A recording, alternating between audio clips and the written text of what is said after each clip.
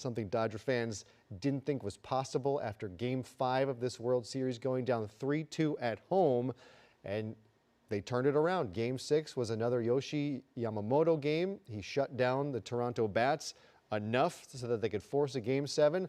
We thought it was done again. Third inning down 3-0, eighth inning down 4-2, ninth inning down 4-3, but time and again, the Dodgers found ways to claw out a run, and they were able to fight their way back to a lead. It went to 11 innings, and the water just dripping from this plane as the champs are on board. So who gets to step out first? Who gets to claim that first moment walking out for the plane? You have the MVP, Yoshinobu Yamamoto? Yep.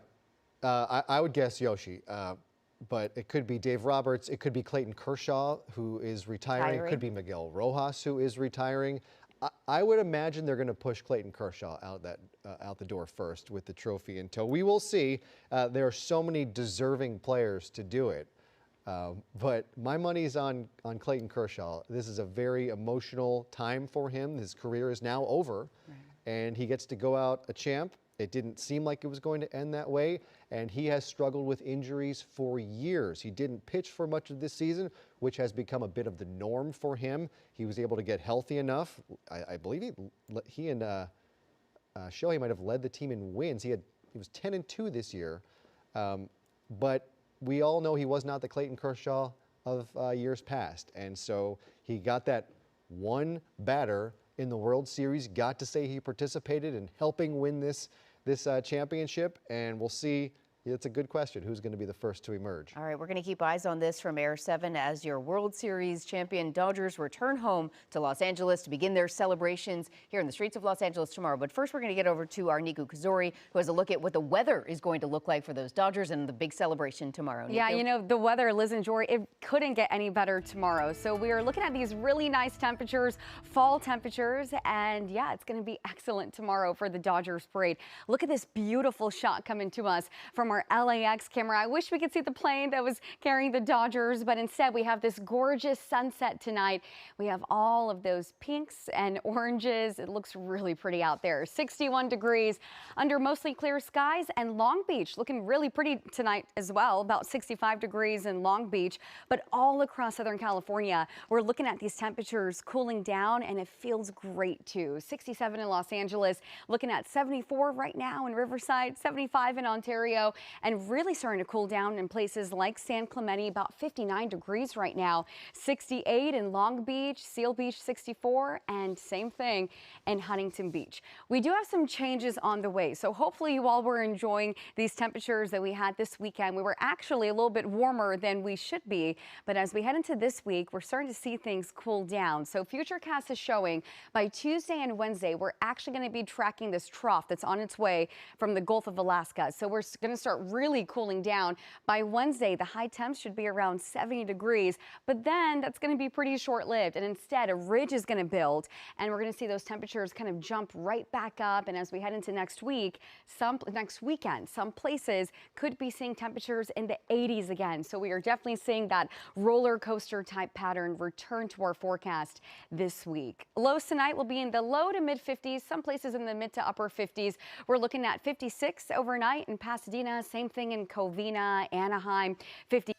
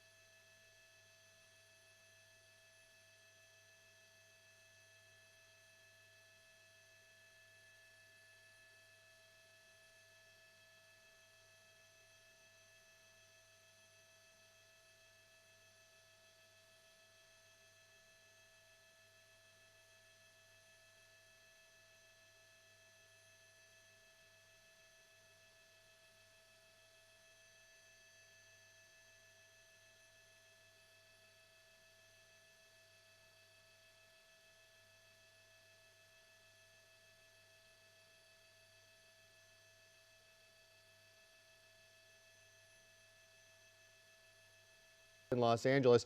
You're looking live back at LAX. That is the plane carrying Dodgers families and the team staff.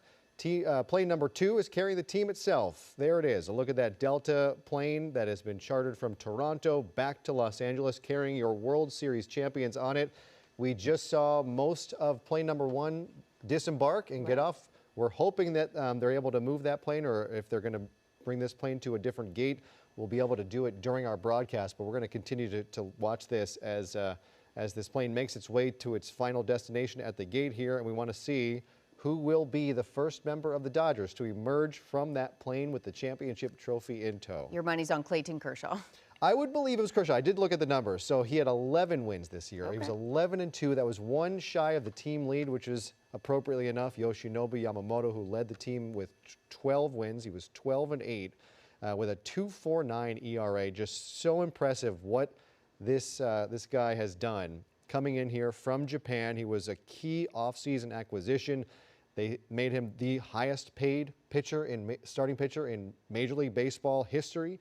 And I'd say that paid off quite a bit as Yoshi earned World Series MVP honors. And there they go. Your World Series champion Dodgers are now moving to the gate as their family and staff disembarks from the plane that's still there, boarding those buses to head back to Dodger Stadium for the first time as back-to-back World Series champions. You have to imagine the players are sort of gathering their belongings, passing around that trophy perhaps one final time and preparing to emerge. Yeah, These are some of the celebrations you're seeing that were happening last night. Most of them peaceful, a lot of fireworks, as you would imagine, and some burnouts in the middle of the street, but mostly things did remain calm for the most part. Did see some wild scenes on social media from various locations across town last night. It was difficult, I think, for police because they were not able to get their helicopters into the air due to the cloud cover and the fog that had taken over much of Los Angeles, so they couldn't really track things the way that they normally would. And you had officers and sheriff's deputies in places like East LA who were spread very thin trying to put out all the proverbial fires. And in some cases, we hear there were actual fires amid the celebrations. And so it was a tough, busy night. We didn't hear of any major damage done. Again, no major injuries. We saw several people taken into custody. We heard operations where they sent tear gas into the crowd, trying to move people back. We saw it in Echo Park, in Pacoima, East LA, downtown LA. There were some hot spots of problems, but it sounds like everything was largely okay, other than a few problems here and there. The Dodgers were a long way from all of that last night as they celebrated that on the field in Rogers Center last night. So they are now home. They are going to be greeted on the streets of LA tomorrow morning. How many people do you think will be out there tomorrow? 250,000 at least. I think after the World Series we saw, which was described by Tim Kirkjian, a longtime baseball analyst, as the best World Series he has ever seen in his life.